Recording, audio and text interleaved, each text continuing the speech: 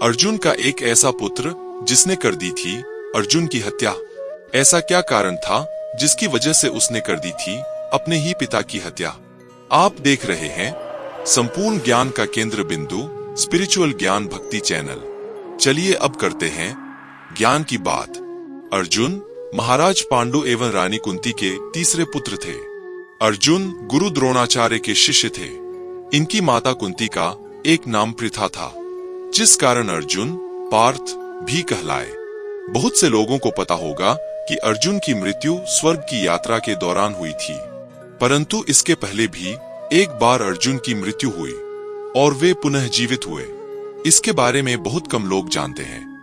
महाभारत युद्ध के समाप्त होने के उपरांत एक दिन महर्षि वेदव्यास जी और श्री कृष्ण के कहने पर पांडवों ने अश्वमेध यज्ञ करने का विचार बनाया। शुभ मुहूर्त देखकर यज्ञ का शुभारंभ किया गया और अर्जुन को रक्षक बनाकर घोड़ा छोड़ दिया। वह घोड़ा जहां भी जाता अर्जुन उसके पीछे जाते। अनेक राजाओं ने पांडवों की अधीनता स्वीकार कर ली। वहीं कुछ ने मैत्रीपूर्ण संबंधों के आधार पर पांडवों को कर देने की बात मान ली। उस समय मणिपुर का राजा अर्जुन का ही पुत्र था। किरात, मलेच्छ व यवन आदि देशों के राजाओं द्वारा यज्ञ घोड़े को रोकना चाहा, तो अर्जुन ने उनके साथ युद्ध कर उन्हें पराजित किया। इस तरह विभिन्न देशों के राजाओं के साथ अर्जुन को कई बार युद्ध करना पड़ा।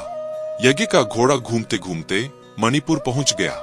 यहाँ की राजकुमारी चित्रांगदा अर्जुन की पत्नी थी और उनके पुत्र का नाम बभ्रुवाहन था। बभ्रुवाहन ही उस समय मणिपुर का राजा था। जब बभ्रुवाहन को अपने पिता अर्जुन के आने का समाचार मिला तो उनका स्वागत करने के लिए वह नगर के द्वार पर आया। अपने पुत्र बभ्रुवाहन को देखकर अर्जुन ने कहा कि मैं इस समय यज्ञ के घोड़े की रक्षा करता हुआ तुम्हारे राज्य में आया हूँ, इसलिए तुम मुझसे युद्ध करो। जिस समय अर्जुन बभ्रुवाहन से यह बात कह रहा था, उसी समय नागकन्या उलूपी भी वहां आ गई। उलूपी भी अर्जुन की पत्नी थी। उलूपी ने भी बभ्रुवाहन को अर्जुन के साथ युद्ध करने के लिए उकसाया। अपने पिता अर्जुन व सौतेली माता उलूपी के कहने पर बभ्रुवाहन युद्ध के लिए तैयार हो गया। अर्जुन और बभ्रुवाहन में भयंकर युद्ध होने लगा। अपने पुत्र का पराक्रम देखकर अर्जुन बहुत प्रसन्न हुए। बभ्रुवाहन उस समय युवक ही था। अपने बाल स्वभाव के कारण बिना परिणाम पर विचार कर उसने एक तीखा बाण अर्जुन पर छोड़ दिया। उस बाण की चोट से अर्जुन बेहोश होकर धरती पर गिर पड़े। बभ्रुवाहन भी उस समय तक बहुत घायल हो चुका था।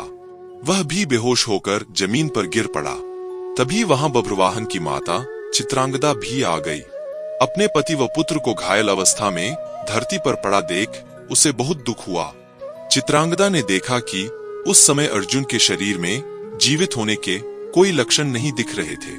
अपने पति को मृत अवस्था में देखकर वह फूट फूट कर रोने लगी।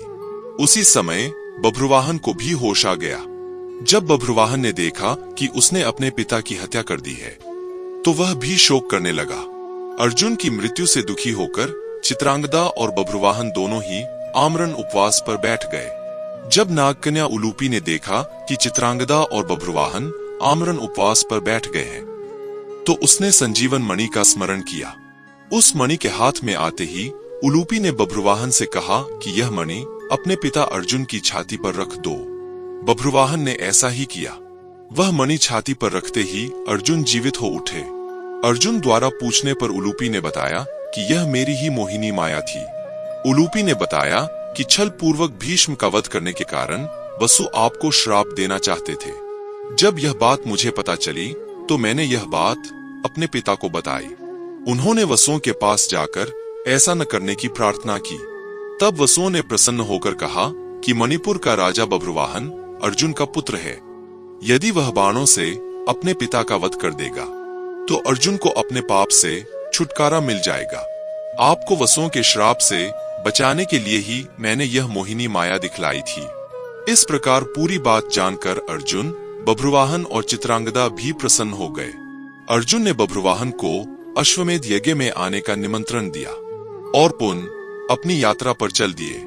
तो दोस्तों, आज के लिए बस इतना ही। मिलते हैं एक और खास वीडियो के साथ। तब तक के लिए जय श्री कृष्णा।